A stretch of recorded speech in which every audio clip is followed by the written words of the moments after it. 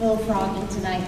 My name is Tracy Jennings. I teach AP Human Geography here at Marcus 9, and I'm going to talk to you a little bit tonight about pre-AP and AP courses that are offered at Marcus.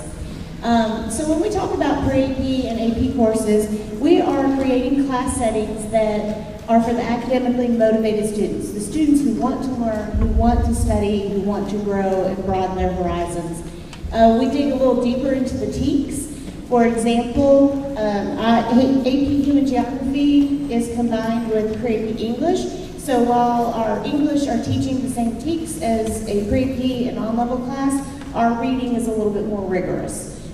We read Poisonwood Bible versus Anthem, or one of the books that the on-level classes might read. So we change up some of the rigor, but we're still teaching the same skills.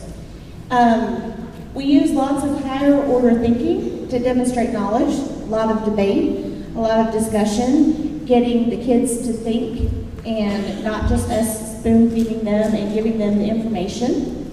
You can expect more study time outside of class, and it does carry a weighted multiplier. So right now, if you are in middle school, your child might be taking a pre-AP class. A lot of time there's a lot of confusion about the titles. We'll hear middle school parents go, oh, my child's taking everything AP. AP is when you get to high school. Pre-AP is in middle school. You get to high school, and the first AP class that's truly offered to ninth graders is AP Human Geography, and we do teach it at a college level. In 10th grade, you have AP World History. During that time, you can be taking pre-AP classes in the other subject areas, but the College Board usually prefers, like English, you can't take an AP where you actually take a test until your junior year.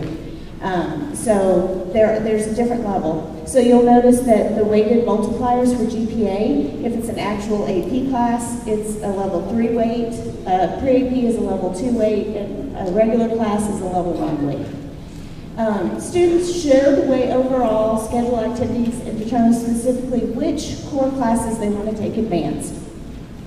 This really applies to all grade levels. I teach 9th grade, so I get a lot of the 8th graders that come in and my child took everything advanced. Okay, now you're in high school and you've got 4 block classes, so you're in the class longer. You're doing select soccer, you're playing soccer for Marcus, you're trying to do all of these things. It's a really good idea to balance. Ask your kid what they are passionate about. Let them sign up for the advanced classes in that subject area. They don't have to take everything advanced. Junior year is the other year that we see this a lot, and we'll see kids stressed out because they're taking 8 AP classes. And we're like, no, take balance. You have to find balance in your life. And you as parents try and find that balance, and we need to try and teach our kids that balance as well. We do have a level down policy.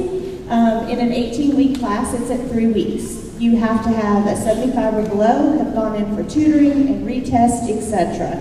to level down, and it has to be approved by your teacher, and obviously there has to be room in a class, in an on-level class for you to go into.